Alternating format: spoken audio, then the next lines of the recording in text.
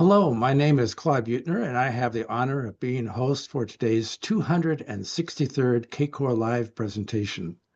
The title is From Carbon to Cooperation, Building International Pathways for Just Transitions. Our speaker is Nadia Ahmed. She is a professor of law at Barry University School of Law and PhD candidate in environmental studies at Yale University, specializing in environmental law, climate justice, and emerging technologies. Her interdisciplinary research leverages AI and geospatial technologies to address climate resilience and environmental justice challenges with over 50 scholarly publications, and her current dissertation focusing on, open quotes, the emergence of evacuation science, close quotes.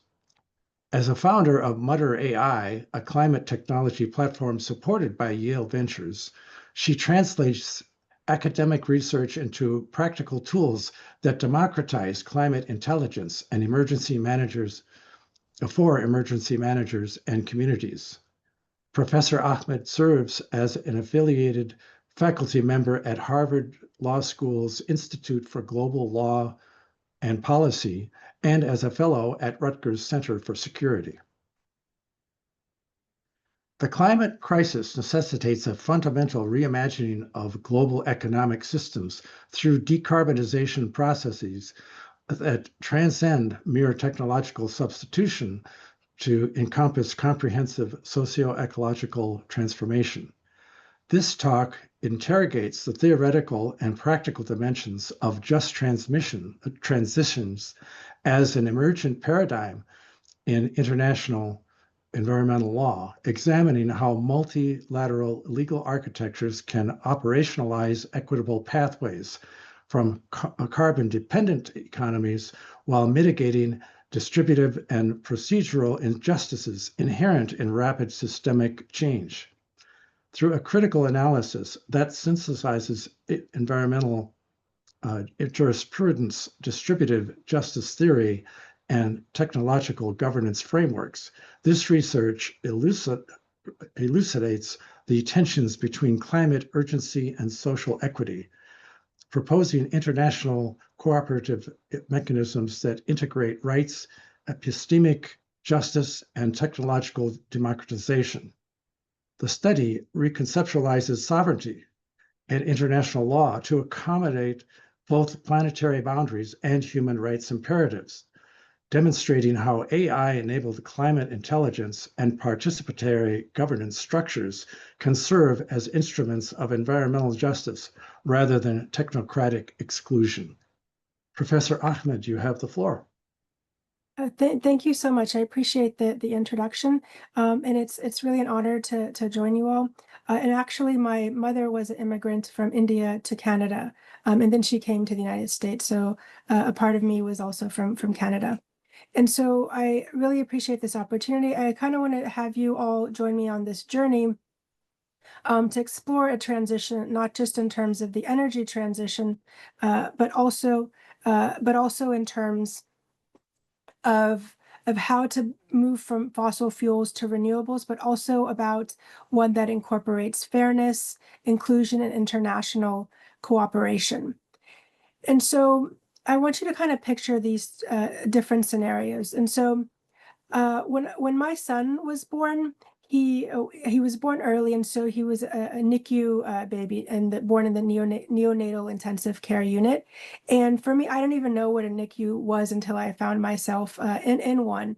And so I found that him being connected to the electricity was very crucial for him in those early stages of his life, because without the electricity, he would not have been able to survive.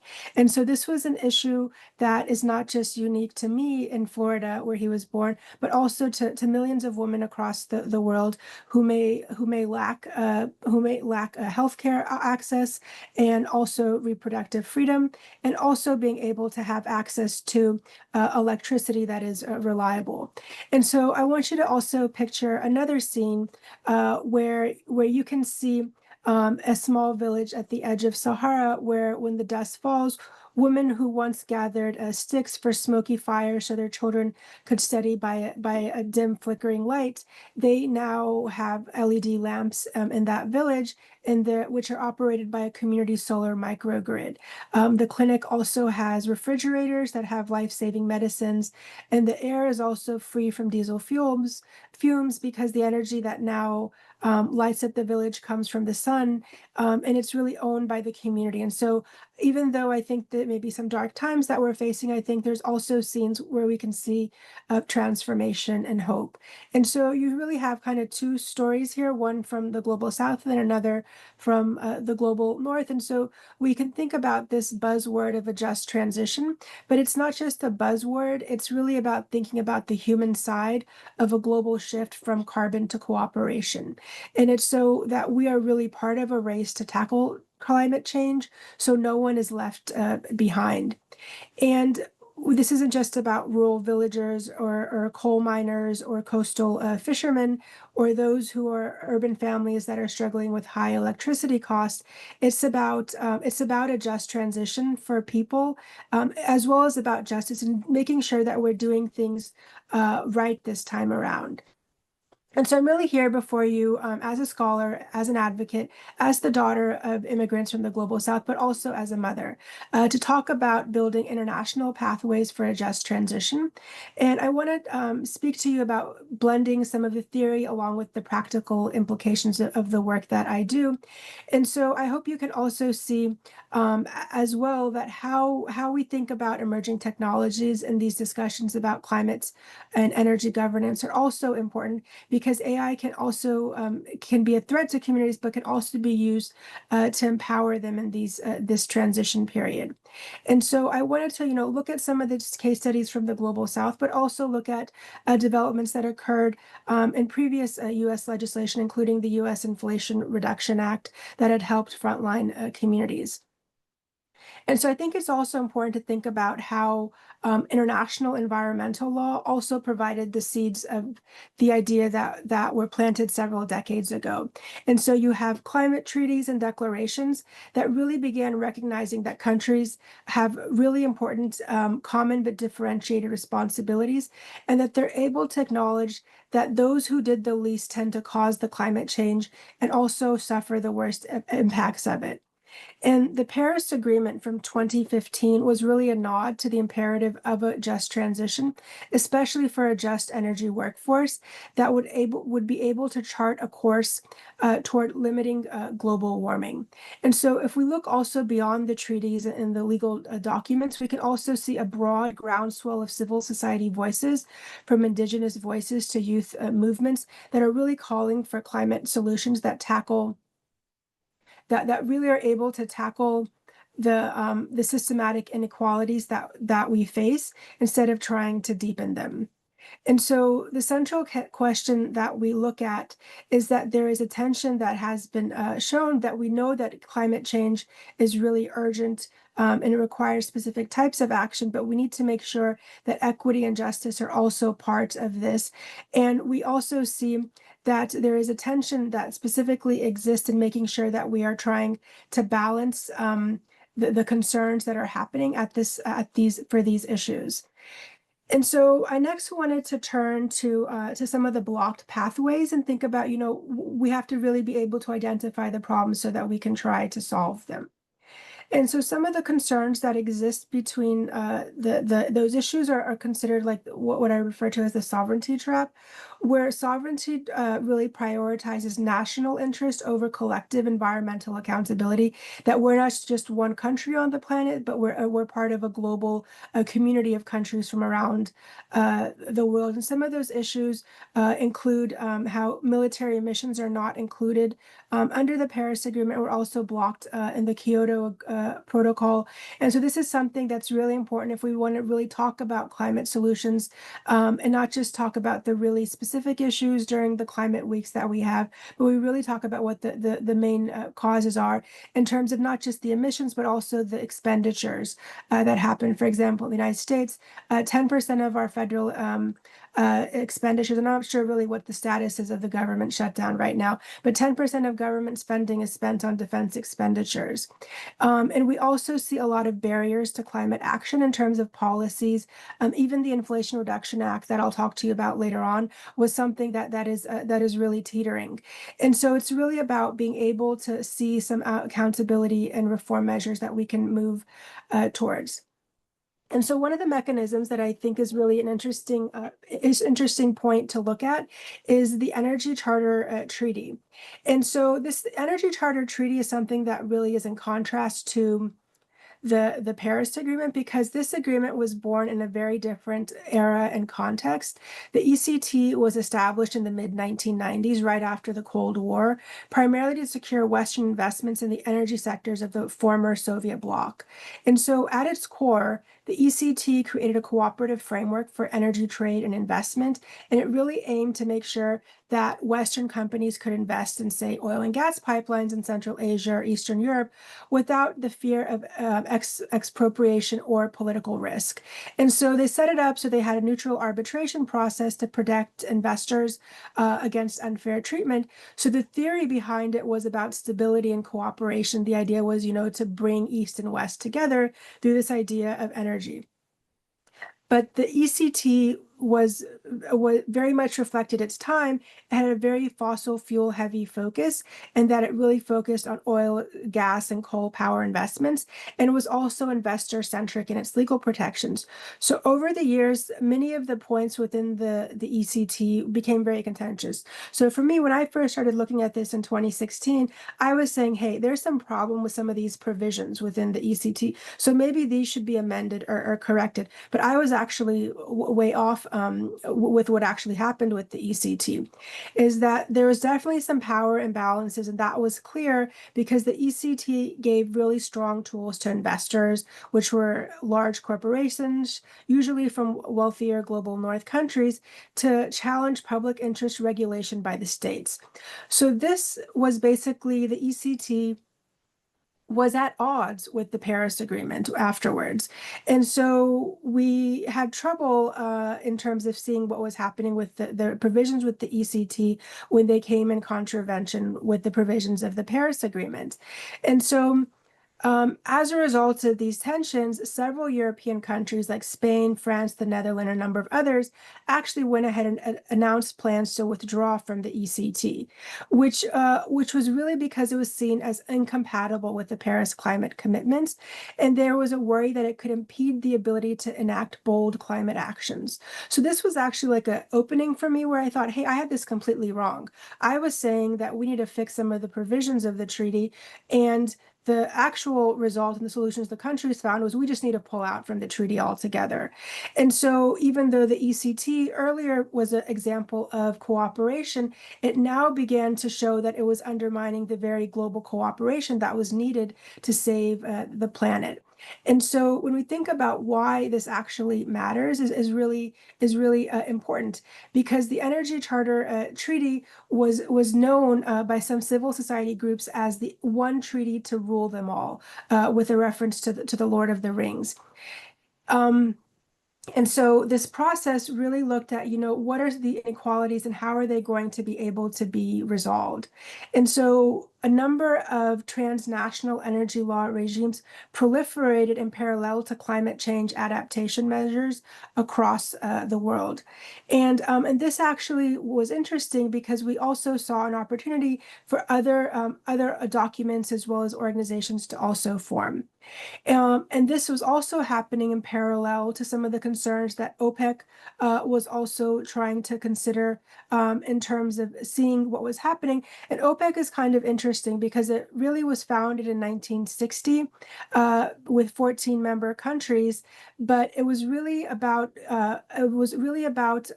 essentially it's another type of like labor union in terms of being able to take natural resource sovereignty back to the host countries. And so some of the issues that OPEC has also seen was that there had to be cost parity of renewables tipping to outperforming the markets. And there was also recognition consideration of issues relating to climate change, food insecurity, labor disruptions, terrorism, natural disasters, as well as the concern for peak oil time horizon.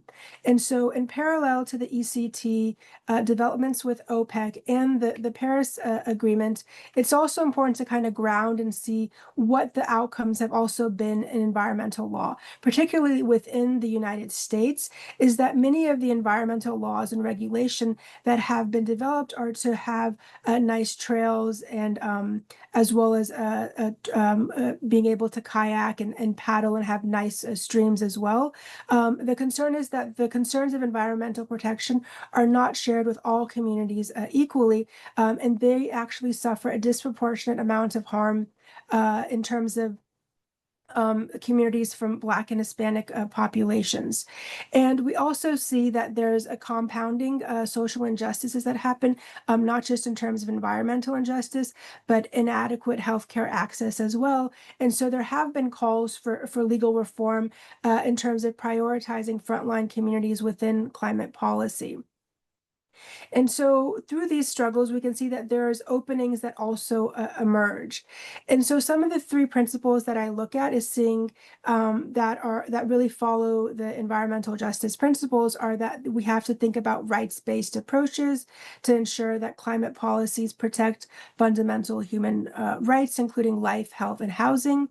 And there's also a grounding in epistemic justice, so that there's advocates for inclusion of Indigenous knowledge, as well as challenging of the dominance of Western scientific paradigms.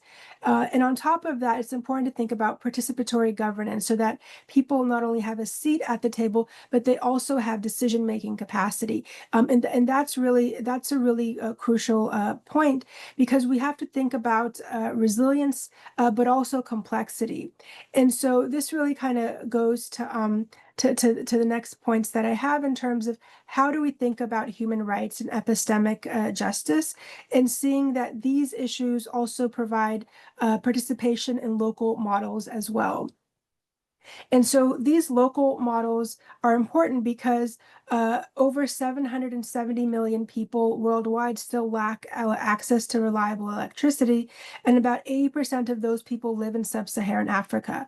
So energy poverty is occurring at a massive scale, and it's a development issue that's really deeply entwined with justice, because any international pathway for a just transition also has to tackle the energy access gap, and not just think that we have to just talk about decarbonization if entire communities still burn on kerosene for light.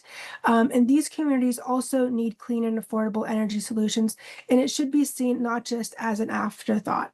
And this really struck me when the first trip that I went to Pakistan that I remember to visit my grandmother was when I was in second grade. And I remember she was cooking at the stove in her kitchen and was using a type of a lighting fluid to do that. And I remember the fumes that were coming out and thinking, this should not be good for her health. And she was also somebody who suffered from asthma. And this struck me because really it was later on much here, and this was in the year like in 1980. 87 or so, 1987, 1988, that I remember going on this trip. And it actually wasn't until 1998 that there was a first study that was done about the impact of black carbon. And the reason why that study was done is because this smoke and pollution from black carbon, or this pollution from biofuel cooking, was actually causing carbon emission problems, and it was floating into the atmosphere and impacting countries in Europe and in North America. And so that was really struck me, because that was like they are only caring about it because now it's impacting their health, but it wasn't a problem when it was impacting my grandmother's health. And so that's really what also kind of led to some of my my other concerns in thinking about, how are we thinking about renewables and what does this shift really mean? Because if we think about reaching to a point where we can really have a good, healthy, renewable energy mix, it's going to take a lot of time, and it's also going to take a lot of work that has to happen. And it's not saying that it can't happen, but it really requires quite a bit of expertise and local information, and also about being able to see that you can have communities in Asia and Africa where they didn't have landlines, didn't have electrical infrastructure, really overnight switching over to cellular phones and solar powered grids. And so this really allows them to leapfrog ahead from having renewable based community ownership models, which also I think can teach those of us in the global north as well. And I also think it provides us a moment of hope as well. And I think you can also see in terms of how small island countries are also going to see the specific concerns that also occur as a result of these issues. And you can see also that there's certain concerns about the energy mix and how this happens. For me, all of this also is important because it's about how we also think about systems dynamics, because systems dynamic is important in terms of how energy systems operate across continents, across countries and provinces, as well as how they have developed over the decades. And so systems dynamics is essentially a way to understand that complexity and about looking at how different parts of the system interact with each other and how there's also feedback and operation loops that also exist as well. And I think this is also critical because any policy to cut emissions also may affect jobs. Job losses might also affect community health. And you may also see community pressures that may influence politics. And that also has an impact on environmental policy. So it's really important to see how all of this is connected together. The next point that I wanted to bring up is about the International Renewable Energy Agency. And so it wasn't a coincidence that the preparatory meetings for IRENA occurred following the global financial crisis in 2008. And so the global instability that occurred in 2007 and 2008, which started, from different markets, but it also had a percolating and cascading effect across continents as well. And so it was important to recognize that IRENA itself was considered a brainchild of Global South energy architects from the Middle East, Asia, Africa, and small island states who had really aimed at democratizing power production and opening renewable energy markets. So for decades, global energy dialogue was dominated by institutions like the International Energy Agency, which was largely a club of rich countries, or by OPEC for oil exporters. But there was definitely a gap. And so it was about who would also champion renewables for the world, especially for those countries who were not part of the charmed circles of the IEA or OPEC. And so IRENA sought to fill that gap. It was headquartered in Masdar City in Abu Dhabi. And it was interesting because this is a story of a renewables energy agency in an oil producing nation's new green city. And so IRENA from the start focused on knowledge sharing, capacity building, and finance mobilization for renewable energy, but was also about controlling how the transition happened and its terms for that. And so IRENA doesn't impose binding rules like a treaty, but it really provides the technical know-how in terms of the technical expertise, the financial frameworks, and the networking to be able to achieve the goals that treaties like Paris set out in terms of what was supposed to happen. And so how all of this also developed was thinking about how to also move beyond the status quo, because thinking how the status quo is generated and how it's going to be developed is very critical. And the Paris Agreement really told us about what needs to happen in terms of limiting agreements, cutting emissions. And what IRENA did is that it really provided many of the tools for how to get it done through renewables deployment. And so law professor Uma Utka observes that this context of federal policy reversal creates an environment in which companies counterposing renewable energy goals stand out. And so in 2016, the US issued a document titled United States Mid-Century Strategy for Deep Decarbonization with the objective to build a low emission economic system to reduce climate change. And so this was part of the movement that was happening after the Paris Agreement, but also recognizing that the Paris Agreement was fitting into a larger international framework of international organizations from around the world that are seeking to improve civil society and governance systems. And so as a part of this, the IRENA statute was important because it really put up the goal in terms of how to improve and think about developing reductions in greenhouse gas emissions and thinking about what are the ways to be able to do so. And it really centered issues of decentralization of energy access for poor, rural, and developing areas. Even, for example, in Florida, we lack the ability to have microgrids to be able to operate off the grid, which is something that can happen in a state like Colorado or California. So this also impacts the ability in terms of being able to the sovereignty of individuals themselves and their own energy access. It becomes really important to think about that. So the building itself that was constructed for IRENA was, at the time it was opened up, what was really considered to be an engineering marvel, in that it had a strong renewable energy retrofitting and design. And this was something that was really set up so that it could really build forward for integration across systems and serve as a model and example for other buildings. One of the things IRENA also had developed, and this is something that you can write down, is called an IRENA Global Atlas. And so for a geography geek like me, this was probably the most exciting thing since Google Earth, because what it did is it made it possible to develop maps and solutions for energy access in every part of the world. And you can do overlays of it. It works well on your computer or a tablet. It doesn't work very well on an iPhone or any other type of mobile device. But it's something that's really interesting to see and play with and see how it develops. And so when we look at the developments that happened after the Paris Agreement, we also see quite a bit of a backsliding that has happened.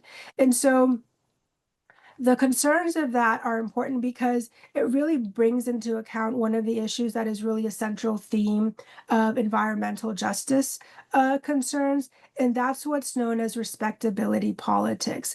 And this is about really tailoring the message and making sure that people are able to recognize and see what specifically is the concern, and make it in a way that is digestible and palatable to those who are in power. And so what respectability politics is not just about being able to secure a seat at the table, it's about also being able to flip the table if it needs to be flipped. And so this is a photo from 1984 in Warren County, North Carolina, where you see one of the first environmental justice movements that is happening.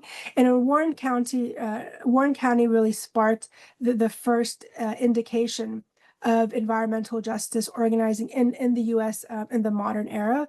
And that's just not to say, even though the word environmental justice didn't start being used more actively, except like in the past 40 years, but the idea of environmental justice was still there, was still part of indigenous and ancient constructs, and being able to have green about green and resilience, and also recognizing the ideas of sustainability as they existed in original societies and cultures and civilizations. And so one of the things you can also see about this photo as well is that it's a multiracial, multi-faith, multi-generational, as well as multi-gender coalition. And the way that we know this is not just from the photo, but we also have documentation from the arrest records of those who were arrested at this protest. And so the Warren County action, people essentially laid down on the road to put their bodies on the line when you had trucks that were coming in to pollute their communities.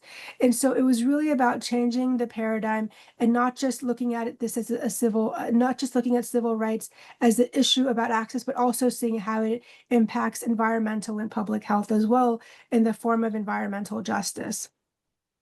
And just because there was marches and protests in the 80s, 60s, 80s, 60s, 70s, and 80s, it doesn't mean that the issues were solved, is that they just kept reoccurring in new forms. And this happened in 2014 during the Flint water crisis. And it was only about 4 years ago that there was actually a settlement that was made, and even though there was at least 11 people who died as a result of the lead poisoning that occurred. And this was a direct result of the municipality switching its water supply, and something that could have easily been prevented. This issue is also not just unique to urban areas. Also in tribal country in the United States, there have been protests relating to the Dakota Access Pipeline as well as the Keystone XL pipeline. It also brings up these transboundary environmental governance issues as well. And you also see from this picture here, as a part of the organizing for the Dakota Access Pipeline, you have organizers who are really adept at being able to be able to maneuver. So this protest was also very tactically difficult in that they basically protesters position themselves along the march line to really to protest the construction sites that were there, including the construction equipment. And so they also tied themselves and bound themselves to these construction equipments as a part of the direct action organizing efforts. And when they were doing the organizing, they did not want to reveal the locations of the site because they were concerned that they would be intercepted. So they used signals and codes. For example, one of the sites, they called it Marmalade. So to kind of hide where the actual location is. So if any of if there was concerns about government surveillance or any of their activities being monitored, it would not, the protest sites would not be disclosed or easily found out. And so this was some of the particular tactics that were used as a part of the protest. Similar protests also occurred for Stop Line 3 in Minnesota. And so these actions are also important because what you see happening is that the government is always not always supportive of these efforts. Even many, for example, progressive government officials, particularly in like a deep blue state like Minnesota, there was quite a bit of resistance either from the state and federal officials in the state for this action. And so it's important because there are changes that are happening in the global energy mix, and they're not really happening at the scale that's needed. And so even if you have organizations like IRENA and others, even with the Paris Agreement, that's if everything is operating in an optimal environment where it clearly is not. And so we're able to, if you want to be able to even just to see incremental improvements in terms of other renewables, biofuels, nuclear energy and hydroelectric energy, that's not really happening right now with the scale that it needs to happen. And so that's why I felt like it's really important for us to take issues into our own hands. And so for me, I am here at the COP meeting in the UAE in 2023. And so for this meeting, this wasn't something that that anybody thought, oh, it would be really good for Nadia to go be a part of the ABA delegation, the American Bar Association delegation. This was something where I had to assert myself and saying that it was really important if that there was going to be representation at the ABA, it should also be representative of the region as well for cultural competency. And this is important because not only did this happen for one particular organization that I was involved, this was something that happens across organizations. I even organized a law review symposium and wrote an article titled Climate Chauvinism that I co-wrote with my colleague Victoria Beatty. And we talked about how it was really important to include women's voices, particularly women of color's voices, within solutions for the climate crisis, because women have a unique ability in terms of being able to negotiate and also seeing that they are more uniquely situated and impacted by the climate crisis. And so this is important because this is part of broader climate organizing that has happened. This is the Sunrise Movement that had developed. And so what was interesting is the Sunrise Movement is when they did their first protest, they did not choose to protest a Republican official. They could have easily gone and protested in Senator Mitch McConnell's office. Instead, they chose to protest Representative Nancy Pelosi, who was the Democratic House leader at the time. And they had a sit-in in her office about climate issues and about more needed to be done. And so this type of direct organizing model has also expanded in the form of organization called climate defiance. And climate defiance is also important because I first found out about climate defiance through my Twitter feed. One of the things that happened after Elon Musk took over Twitter, or now became X, was that it didn't just show you the people you were following, it also showed you things that thought you would be interested in. And so that's when climate defiance popped up on my screen. And so at the time they were doing their first fundraising campaign. And so they had raised at the time about $1,300. And I thought, oh, what if I double that? Like, let's see how much more can happen.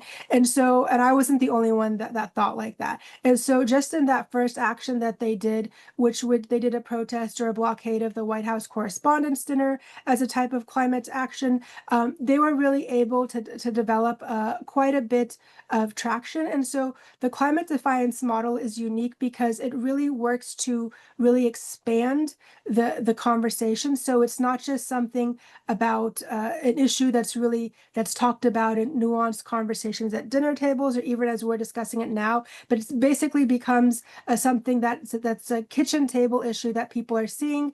And they do that also by having these very confrontational actions and direct actions that are also very well coordinated, the same way that the actions were done for Line 3.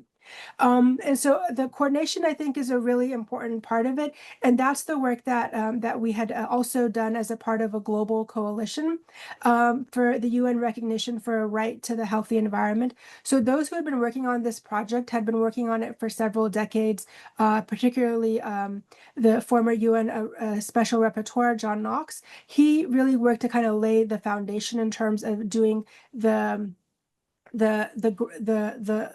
foundational work in terms of the evidence gathering, but then to really get the U.S. on board for the UN right to a healthy environment, that required another level of tactics. And so that was important because we really worked behind closed doors with staffers in Senate offices to show that, hey, and this was at the time when Joe Biden was president, when the UN right to a healthy environment was brought before the UN Human Rights Council, the US actually was against it at the time and it expressed its opposition to it. And that was the point that I became involved, is that we basically at that point then had about eight months to get the U.S. to shift its mind on supporting that. And so me, along with two other law professors working with the American Bar Association, helped to work with their government affairs office to really get the ABA to support it.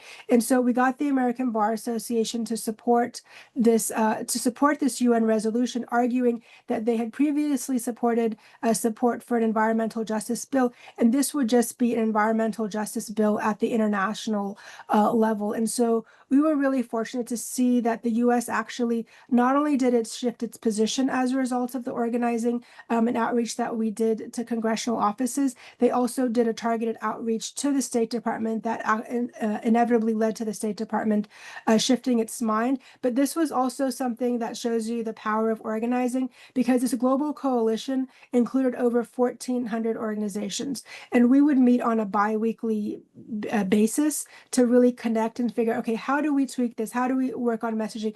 Who do we know that can help us? And sometimes it was like, oh, I know somebody who's going to be at a cocktail party and they're going to meet somebody from the State Department, and maybe they can talk to them for about 2 minutes about getting them to support this.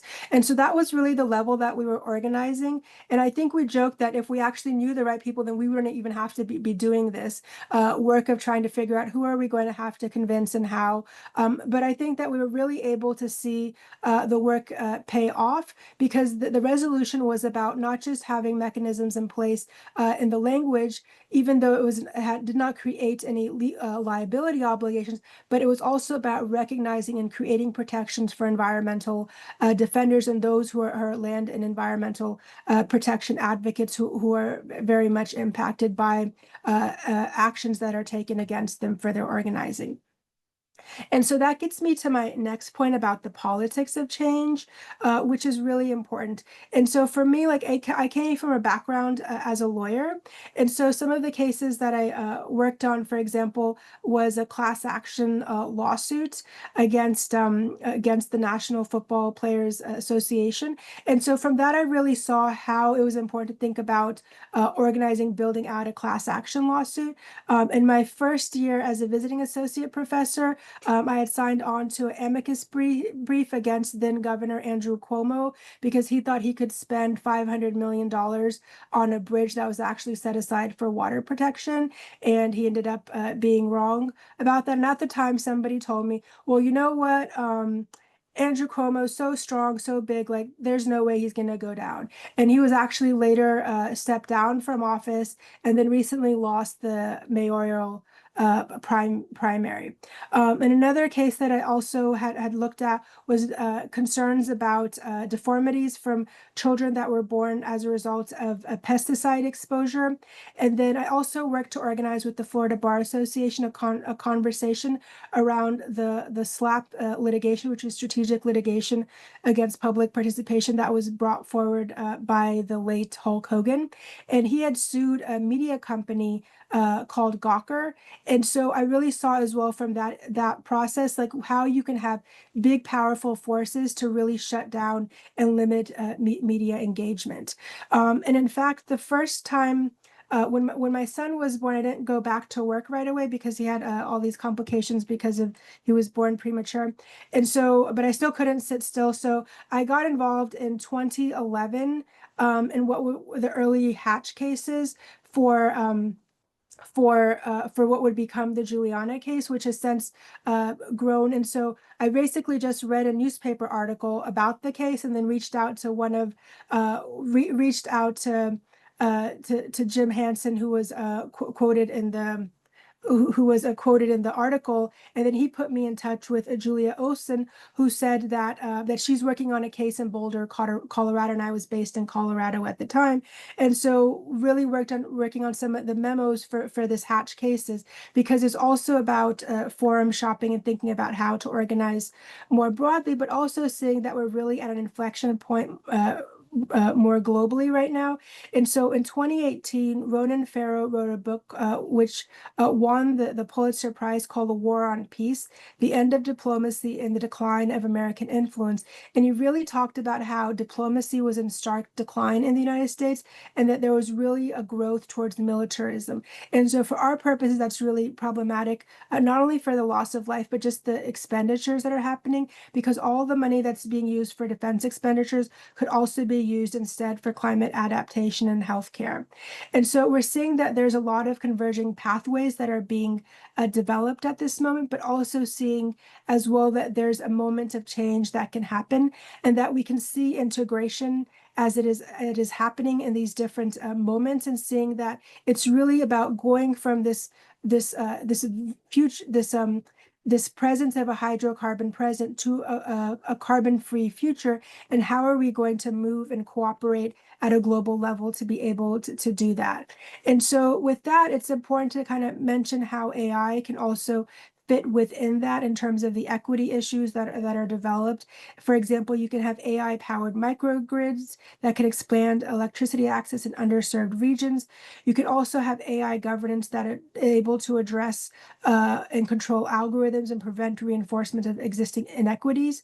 And you can also see concerns about how there's the format of the people's AI concept about promoting open source, explainable, and community-led AI to democratize power and decision-making, as well as seeing how all of this, you can also develop justice-aligned AI tools to include inclusive, sustainable transitions for being able to use AI's potential. So not only that, thinking about the ethics of AI, but also about the democratization that also happens.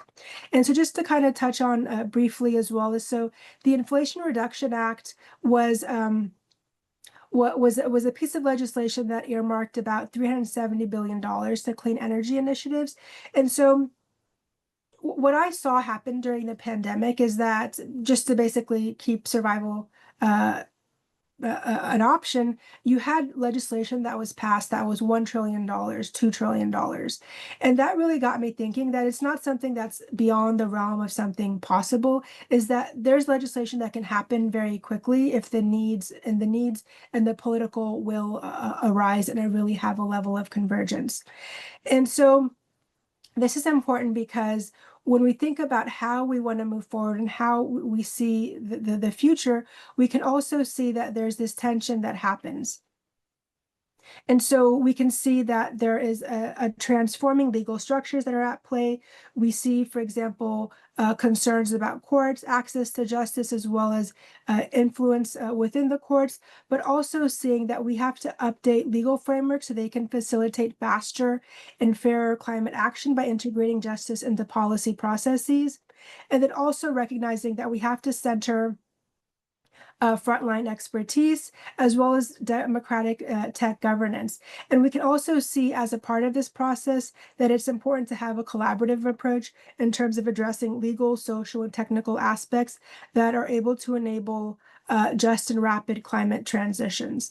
And so this really requires a type of mobilizations in terms of thinking about what the future holds, what we can do going forward, and also seeing how to secure futures for Pacific Island nations, communities, solar jobs, and really having a thriving green manufacturing sectors, as well as balancing international law as well. And all of this mobilization can happen as part of the lessons that we have learned from the COVID-19 crisis, and see that we can also work to develop a collective call for action that really seeks to invite policymakers, researchers, and educators to unite themselves for an inclusive, transformative justice and cooperation for that to happen. And so with that, I'm going to stop and then open it up to questions. Thank you very much, Professor Ahmed. I have the prerogative of a first question as the host, and I'm going to focus on what I find actually the most hopeful, but in the sense that many of us in CACOR, and it's a broad spectrum of people and a broad spectrum of opinions, but many of us see that we're already over the hill. And that's what the accelerating temperature rise means.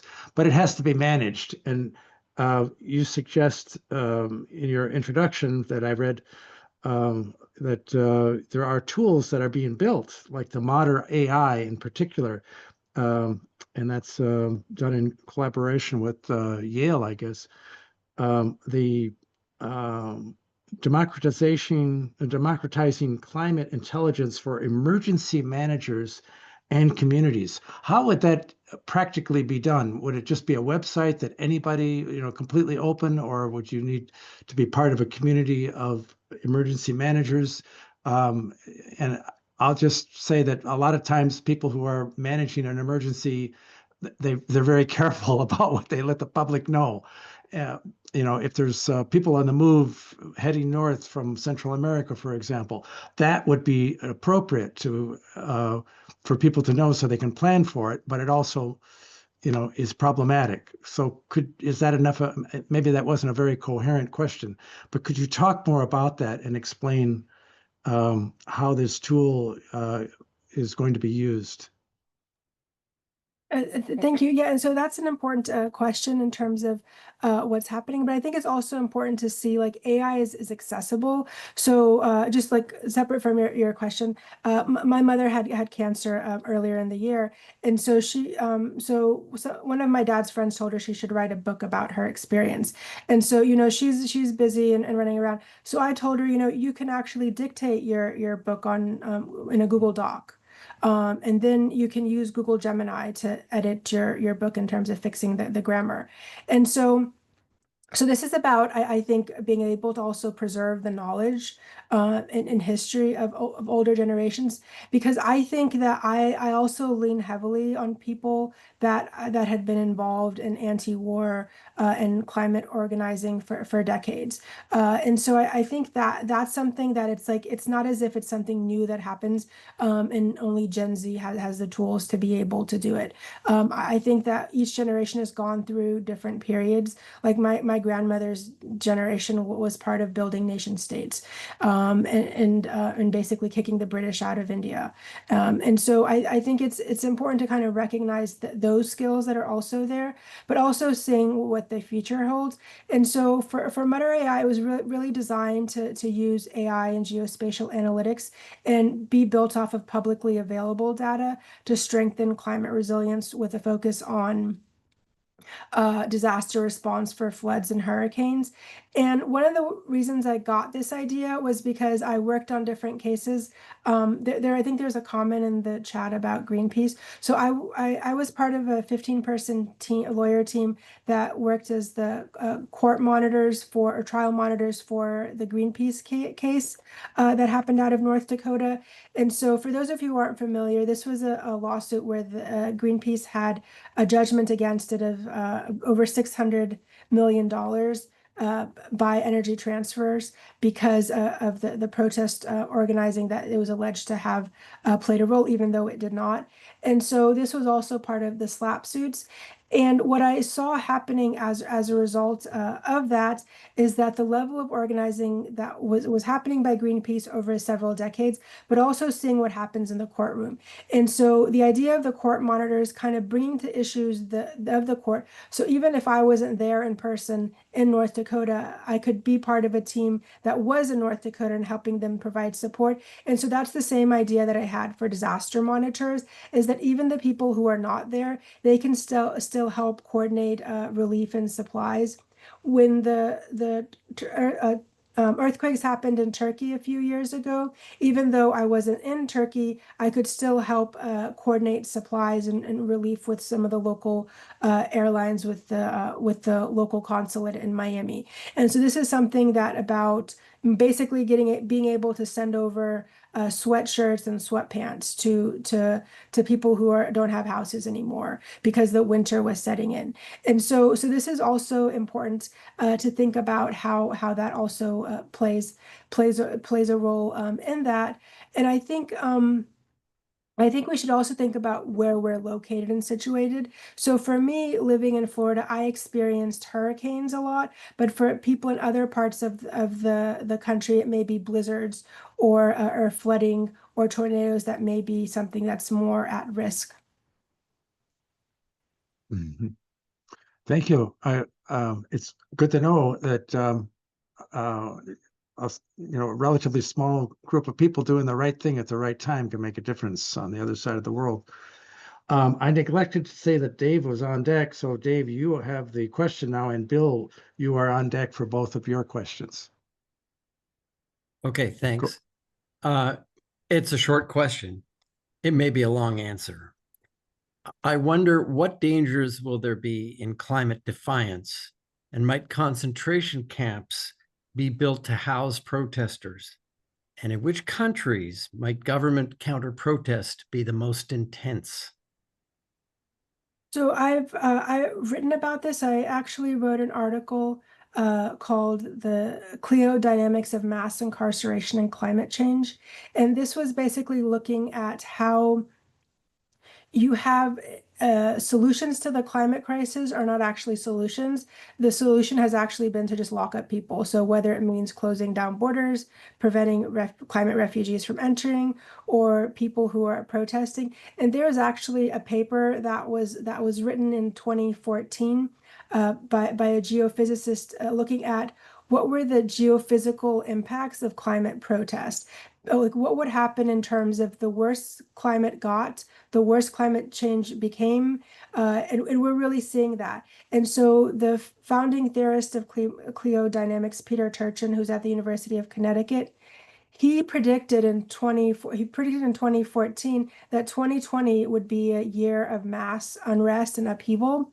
And he was right, because that was the year that you had the pandemic happened, and then you also had in the US the George Floyd protests in Minneapolis that also had a broader global response. And so the response is not let's there's the climate change happen, we need to find a solution to it. The problem is we need to silence those who are calling for solutions and really limit it. It's actually really depressing to fly into DC because it's maybe the only capital country in the world where climate change is still up for debate in the way that it is. And even, for example, in Florida, there's government documents aren't allowed to use the word climate change.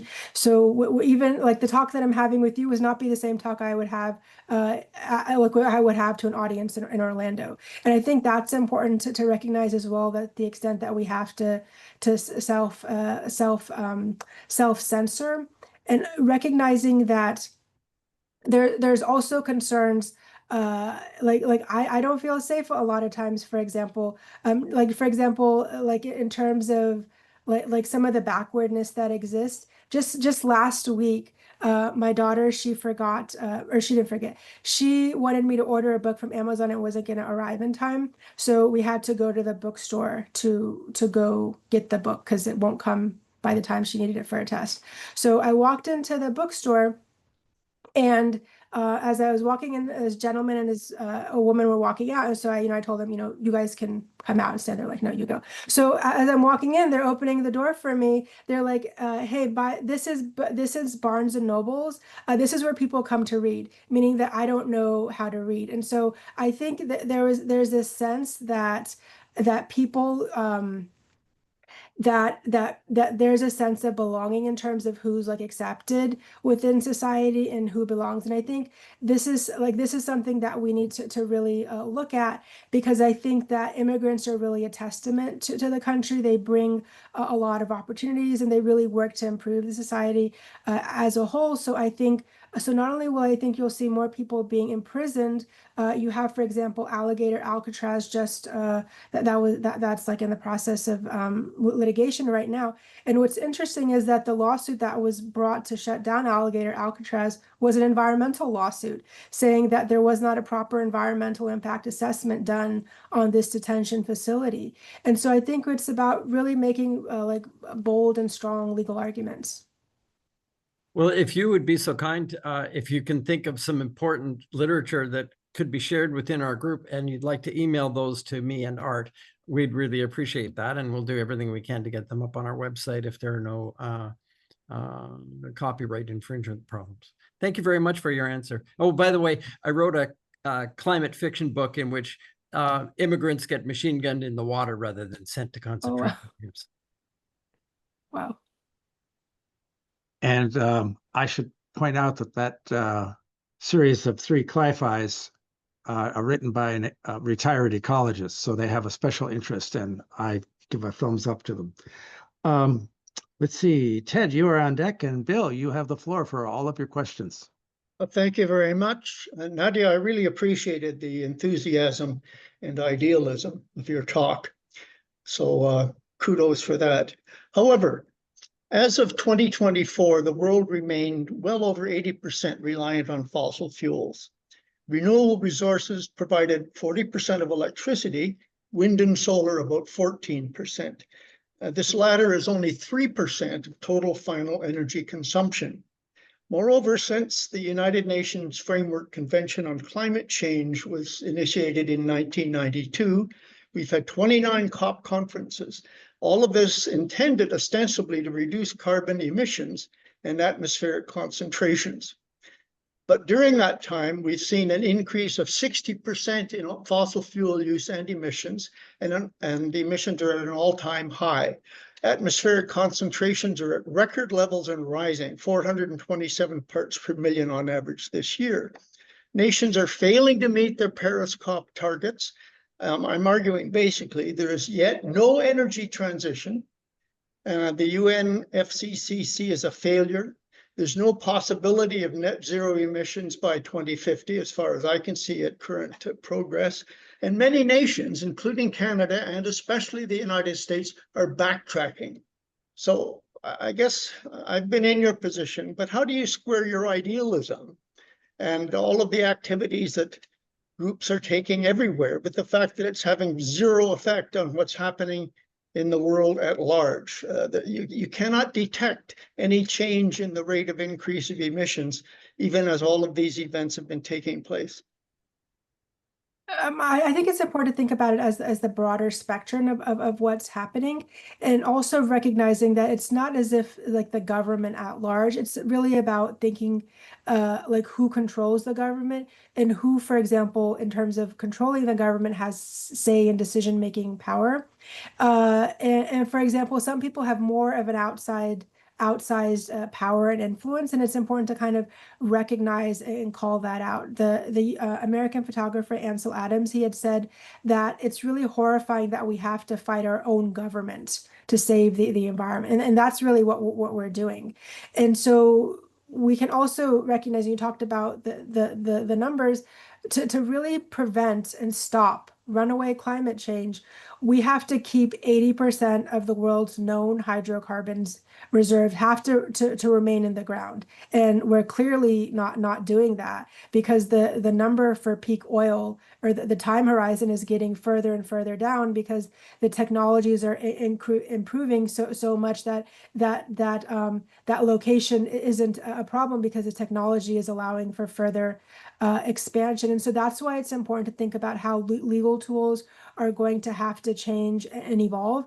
And it's important to see that that anything that's worth fighting for, and that includes water, air, land, all of that is going to require more than one generation to fight for. So it's not just, for example, my generation, the next generation. It may be 2 or 3 more generations that keep fighting for it, because we have to really see as well that just because it may not seem like it's making an impact, it may make an impact someplace else, and it may just be about reaching that tipping point.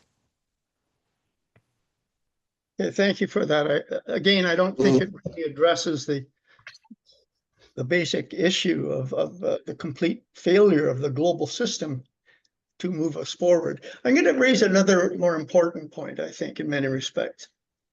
You're focusing on climate change. Most of the world is focusing, if they focus on anything, on climate change. But I would argue that it's only one symptom of a much bigger problem, which is ecological overshoot.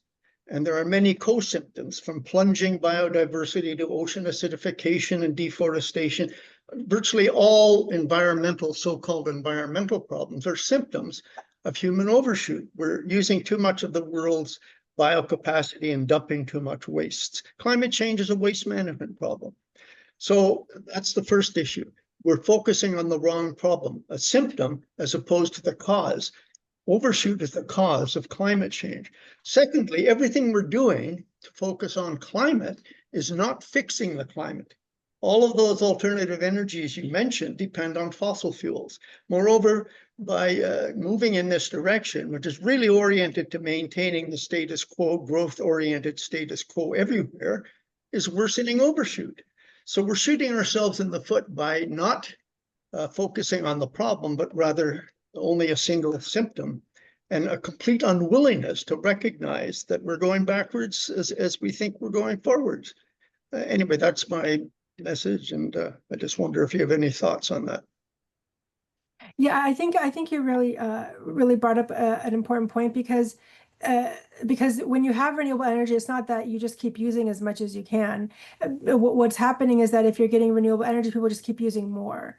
So for example, the number of devices somebody may have 6 years ago is very different than the amount of devices they would have now. This may be, for example, you may have just had a phone before, but now you have a laptop, a phone, a desktop, and maybe like 2, 3 other random devices, like even those automatic vacuum cleaners.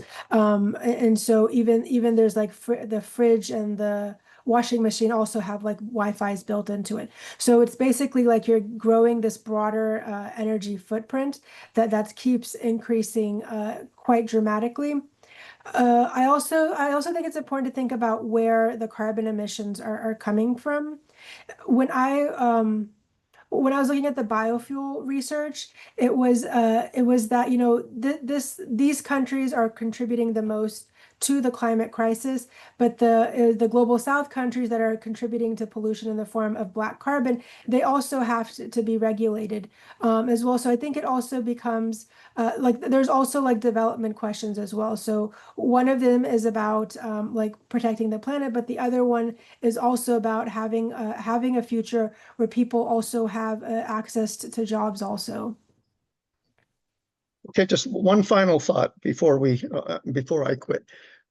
Given that the world is actually, in the latest estimate, 87% fossil fuel dependent, stopping fossil fuels, even in 10 years or 20 years, would collapse the global economy because there are no viable quantitative substitutes. So aren't we caught between a rock and a hard place? We can't keep using them because of the climate dimension and other aspects of overshoot. But if we stop using them, then everything stops, including food production, international shipping, and so on and so forth. And so I'll comment on that also, because you can still transition. So the transition isn't going to happen with wind and solar. It's going to have to happen with biofuels. For right now, biofuels constitute about 5 to 10% of global energy use. And to have a transition, they would have to constitute between 50%. And there's problems with that because many of the biofuels are coming from agricultural products or forests. And so are you going to basically be burning down all these forests to get like a type of clean energy? And so I think it's really important to think about the balancing that happens, but also kind of tempering expectations also. Yeah, there's no possibility that the world could produce biofuels in any quantity to replace fossil fuels. That's just a pipe dream. Thank you very much. Thank you. Thank you for your comments.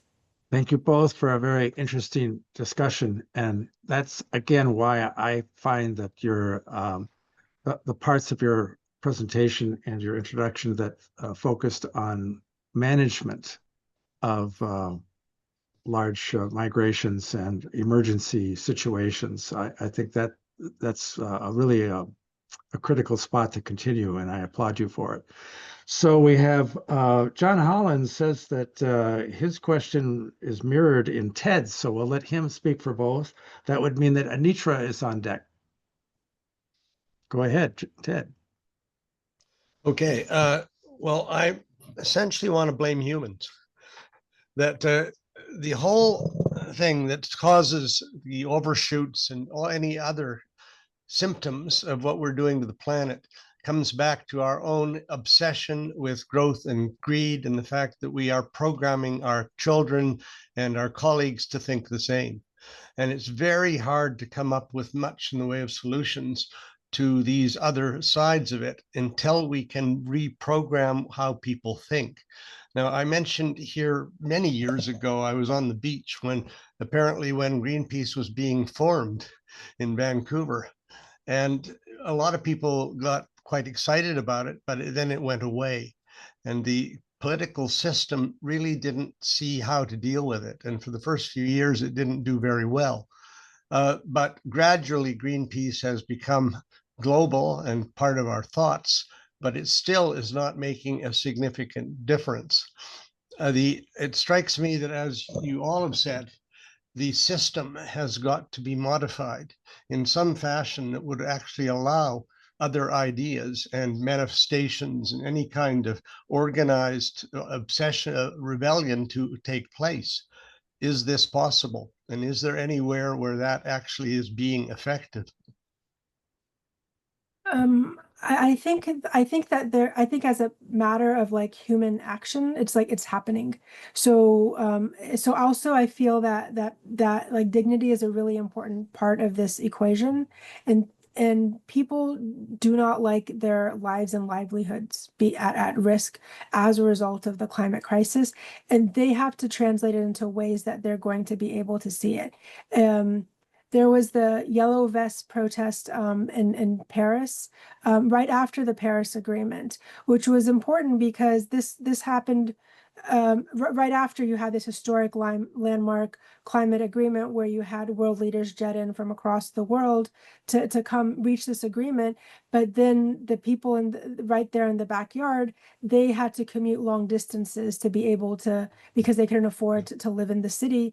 And this created a backlash. And this was unique. And then I think the same thing happened again a summer ago. And this is something where these are not people who normally will be involved in these types of protest actions, but it is people who are at risk because of policies are impacting their livelihoods. Does it have to get personal right down to your own family before people pay any attention? I think for many people it does, because they unless they're part of that broader scheme of organizing scheme, it's not that it will happen. And also it doesn't require everybody to act. It only requires maybe 10 or 15% of the people to act in a systematic and coordinated way. Thanks very much, Nadia. It's very enlightening what you brought to us. Thank you. And so thank you both. And Anitra, you can turn on your camera and go ahead with your question.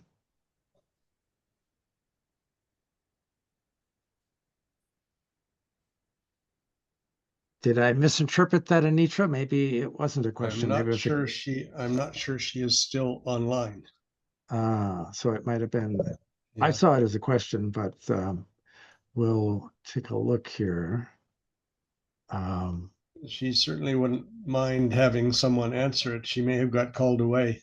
Yes. And I'll just point out that she has been a co-chair of the U.S. A Club of Rome. And she's a member and a very active member here at CACOR. And where is that? She is offline. You can go ahead and ask the question for her, Claude. I'm looking for it here.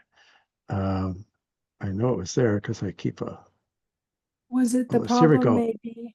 Yeah, there we go. The problem may be the concept of using the national and international governments of the world as the units who are really controlling the use of fossil fuels. Perhaps they are not the controlling factor. Obviously, the very large controlling industries and also the citizen choices in how they live and use fossil products are the units appearing to control fossil increase or diminution.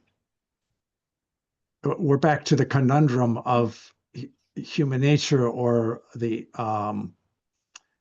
momentum of civilization seems to be to use more energy when it's available, and that's why we're here where we are. You want to grab that and run with it? Yeah, and I think it's important to kind of see, and I touched upon this briefly, is that the outsized role that industries play in use and consumption. For example, several years ago, Oprah Winfrey's talk show host had said something negative against the beef industry, and the beef industry was really upset with her as a result of that, because it would be better for the planetary health if individuals were vegetarian, did not consume as much meat. And there was also concerns like health concerns with the use of consumption of beef at the time because of mad cow's disease. And she really touched a nerve in a way that she didn't even realize it herself. And you see the same thing also happening with the plastics industry. And in Florida, there was a legislation that was brought, or even a ballot initiative in some cities relating to the use of plastic bags. And cities like in states like New York, they already have implementation in place of, using paper products or charging to use this. But the plastics lobby in Florida was really upset about this. You also have a large influence. Particularly, there's no way that any candidate gets the statewide office in Florida without having the backing of Big Sugar.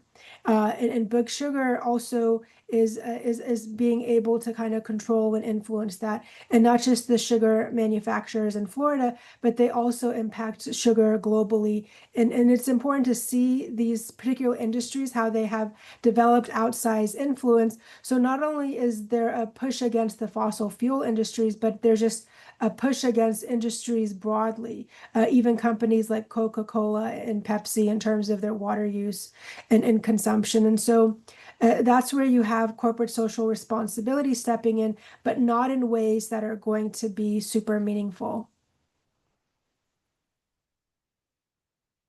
Okay, so that's I'm going to call on John Hollins, who has a question. That's a new question. John, you want to ask it? Yes, I'm just putting my video on. Okay. Thank you. Yes, great. Thank you very much for your elegant and comprehensive presentation, Nadia, Ahmed. Bill Rees made the point just now that the world really cannot get off fossil fuels and live in any with the population, even with potentially declining global population over coming decades. So I want to bring up a point made by Ian Burton, one of our CACOR members, way back, and that is that adaptation is the course that advocates should be taking. Just a sort of scientific side note. If you were concerned about acid rain way back 30, 40 years ago, you had a good shot at reducing it because the sulfur dioxide that came from the combustion of fossil fuels and the refining of nickel is washed out of the atmosphere in a matter of days, at most a couple of weeks. Carbon dioxide is like ozone. Ozone does not leave the atmosphere, and neither does carbon dioxide. The best estimates that I can find is that carbon dioxide resides in the atmosphere for centuries.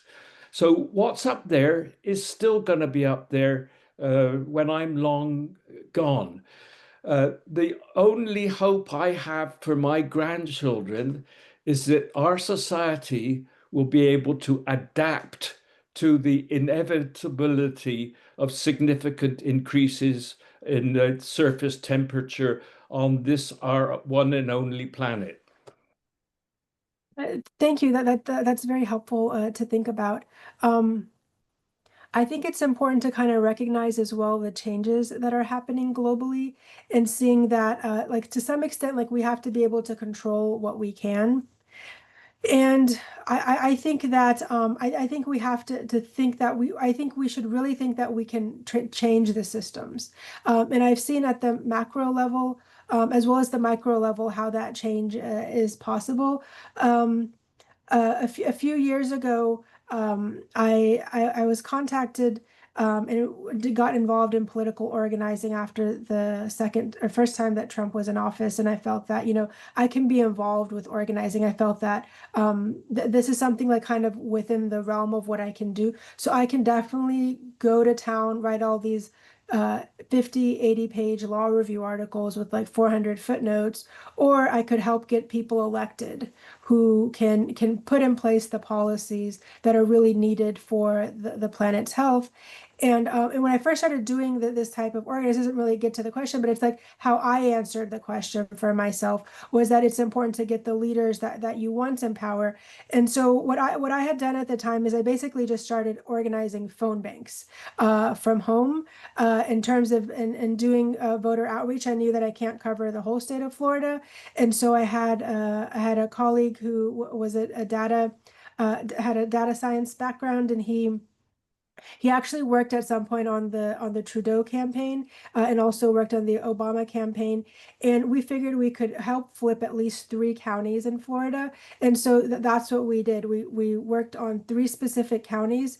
In Seminole County, where I'm based, they hadn't voted for a Democrat in a presidential election since 1948. In Duval County, it was 1976. In Pinellas County, which is the other county we targeted, was the won by about 1,100 votes.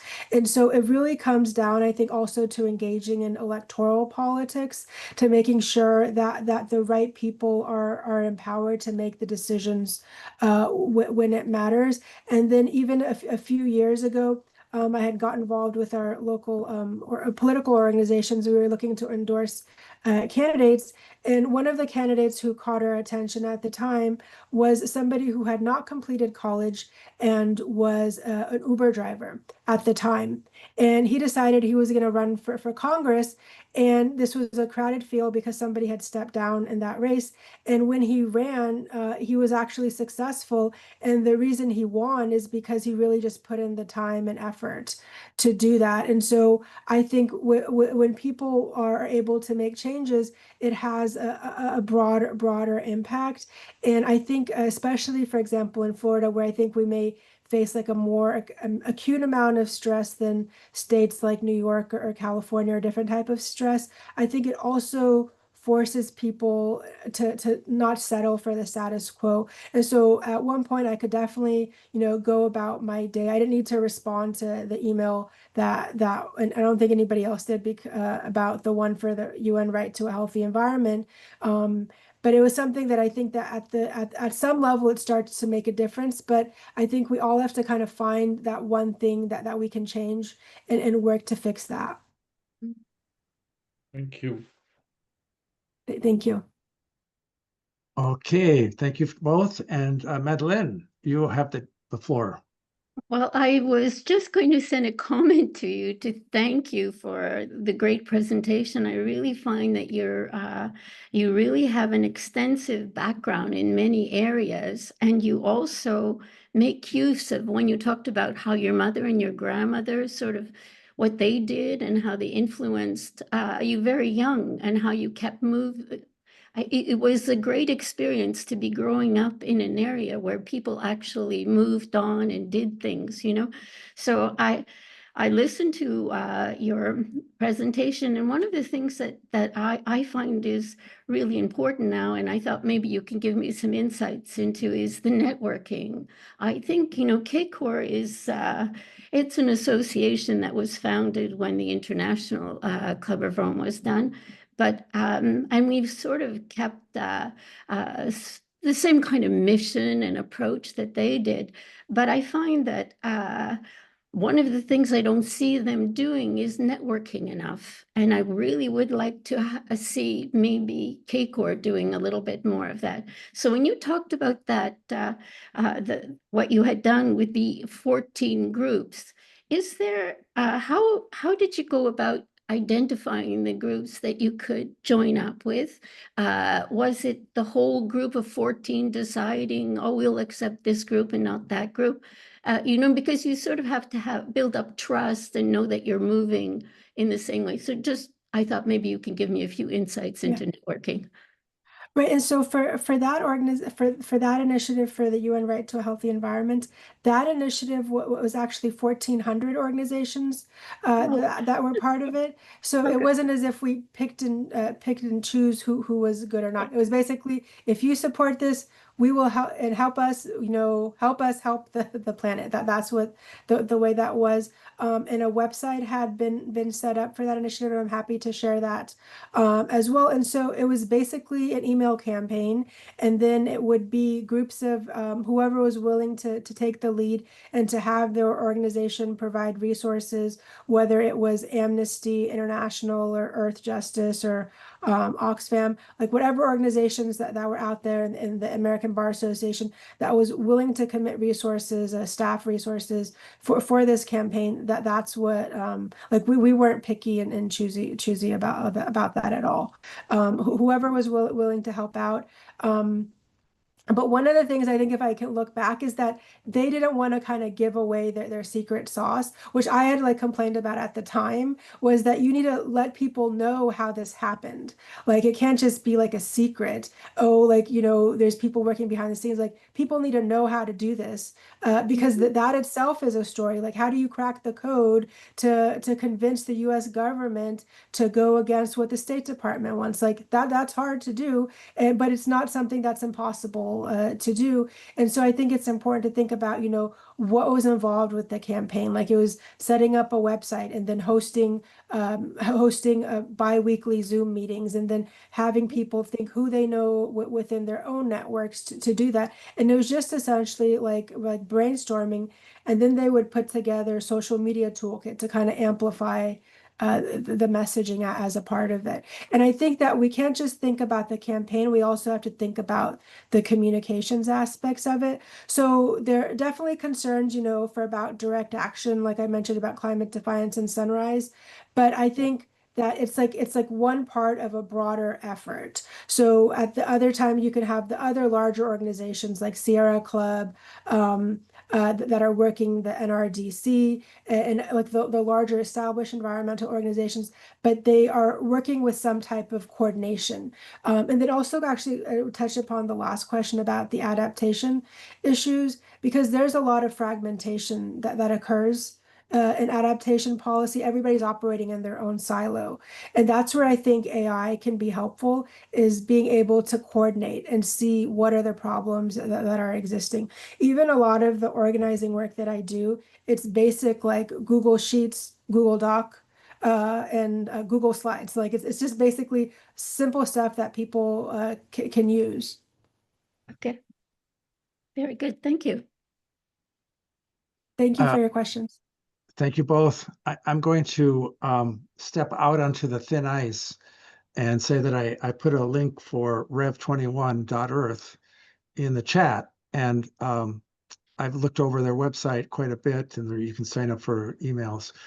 Their philosophy is that demonstrations don't really seem to work. If you look at the track record, it's a feel-good activity. It does raise some consciousness, but it's disruption that actually is effective to getting policy changed.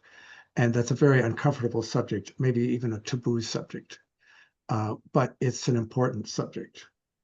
And with that, I'm going to move to Bill Rees. You might be familiar with his very large reputation as an economic ecologist.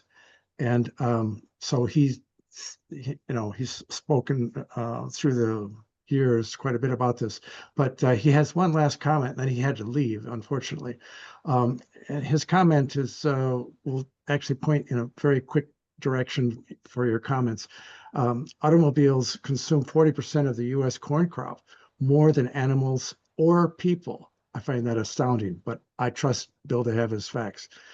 This is not only inefficient, it's just plain stupid and boondoggle for the ethanol industry. No need to go vegetarian or vegan if we stop biomass going to machinery. In a world that is heading towards mass starvation, it seems totally unethical and evil to burn food. Do you have any comments on that? Yeah, this is an issue that's really near and dear to my heart. I'm actually writing a book on this issue about biofuels.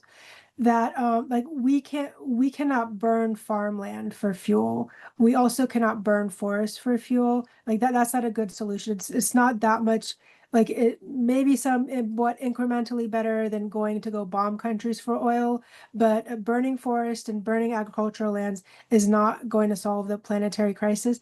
And I would say in some ways that big corn is really getting on a better playing field because it doesn't have the negative connotations associated with it as big oil. And so like big corn, there was a reason why you had some of the first presidential primaries in the state of Iowa. And so I think that you can also see as well that like there's like a political power that's behind this. It's not as if it's actually a good idea. It's because this industry influence has occurred to push this idea forward. And even during the Obama years, it was that we're going to build a 1 billion-ton bioeconomy. I mean, what does that look like? Like if you use like if you I don't know what the number is, but it was something like if you burn like 30% of the US forest land, you'll get maybe 4% of your energy needs still. So you're not even really making a dent in it. And that's why I think it's another dangerous path to look at. What I would argue for instead is finding sustainable biofuels that are developed from algae, seaweed, or other types of sources that are not water intensive or energy intensive. Because you have to think about the full life cycle. Some of these like corn and soy biofuels, they consume as much energy as fracking fluids and using gas that like fracked gas, the same amount of energy consumption and same amount of emissions. So is that even better? With that, we are at time, and Ted will give you our official thanks. Thank you so much, Professor Ahmed. Thank you so much. I am very happy to have been here to listen because I think you are raising some very interesting interrelationships. We have tried at CACOR and also at the Club of Rome to broaden our ability to network with others and to really create situations where people will invest a great deal of their time and energy. It is easier to get time and energy than get money very frequently. But that said, unless you have a coordinated center to pull people together, that is very difficult and a continuing message. The big issue we found at both places is that it's very easy to attract people for an event or for a happening, but to try and stimulate people to invest long periods of their own effort and to support things, you've got to have a sort of a coordinating force and possibly even finance behind it to keep it going. And that it's a bit of a miracle in some ways that CACOR, as a fairly unfinanced organization, essentially volunteer, has been so successful. So I really enjoyed the information you've given us about what can happen and what could happen, and from the members who've been here today to identify some of their concerns. So I would like to thank you again. CACOR puts one of these on almost every week. We've been doing it for several years, ever since we were forced to do it by COVID. And as a consequence, we have been able to broaden our reach.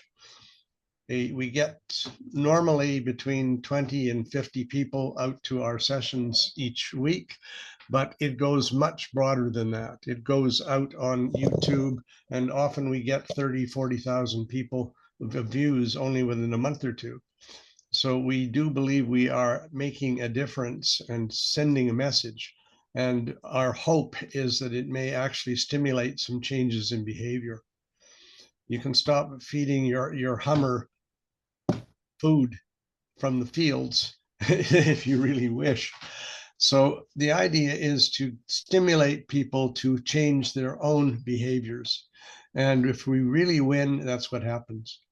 So I thank you again for coming. And for those of you who want to stay around for a little bit, we're going to turn off the sound and recording so that you can speak without anybody watching